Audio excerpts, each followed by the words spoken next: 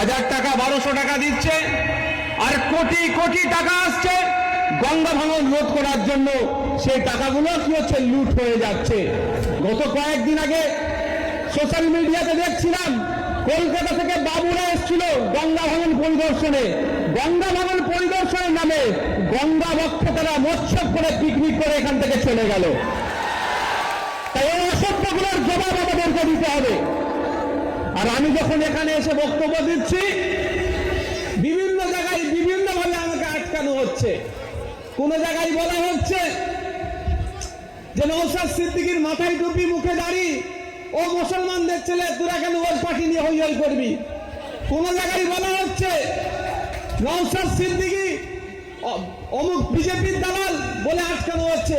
আবার কোন জায়গায় বলা হচ্ছে এই আমরা তো বুকে হাত দিয়ে নামাজ পড়ি, নওশাদ সিদ্দিকী তো নামিয়ে নিচে হাত দিয়ে নামাজ পড়ে, ও পীরের ছেলে, ওখানে মিটিং এ যাবি। গঙ্গার ভাঙনের জন্য বিধানসভার মধ্যে দাঁড়িয়ে আপনাদের হয়ে এই মাল্লা মুর্শিদাবাদের মানুষের জন্য বিজ্ঞানসম্মতভাবে বাতিলের মনের কথা আমি ফুরফুরা শহীদ থেকে বিধানসভার মধ্যে কথা বলেছি।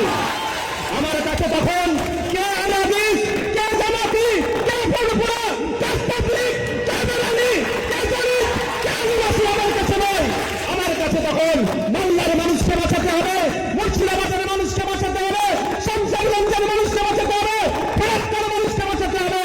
কারণ যেভাবে গঙ্গা ভাঙন চলছে, হয়তো আগামী দিনে দেখা যাবে মুর্শিদাবাদের অর্ধেক অংশ গঙ্গা বক্ষে তলিয়ে যাবে।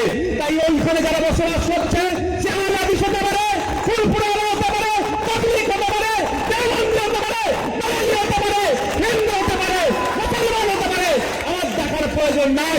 তাদের হয়ে বিধানসভায় আমি সর্বপ্রথম আওয়াজ তুলেছি। কিন্তু আপনাদের মধ্যে কি লাগিয়ে দেওয়া হচ্ছে, এই ফিতনা ঢুকিয়ে দেওয়া হচ্ছে। আমি আপনাদের বলবো, ভালো লাগলে ভোট দেবেন, না হলে দেবেন না।